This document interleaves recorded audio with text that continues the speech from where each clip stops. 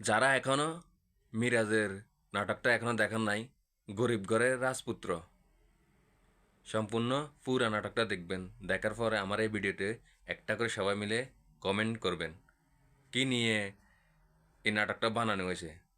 তারপর আপনাদেরকে আমি কিছু কথা বলবো। যে মেয়েগুলোর বাপ মা লুবি, এই জন্য এই নাটকটা বানানো হয়েছে। টাকা পয়সা থাকলে ছেলেদের কাছে মেয়েকে বিয়ে দে। আর মিরাজ অনেক বড় পয়সালার লোক, বড় লোক। সে একটা ভালো ফ্যামিলি বিয়ে করবে, যাতে তাকে অনেক ভালোবাসে, আদর যত্ন করে, টাকা পয়সা কোনো সমস্যা নাই এরকম সে। তাই গরিব ঘরের মেয়েটা বিয়ে করলো।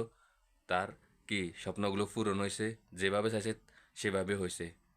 মেয়ের বাপ মা অনেক তাকে ভালোবাসে। এরকম একটা সুন্দর কি নাটক উপহার দেওয়ার জন্য পরিচালককে অসংখ্য ধন্যবাদ।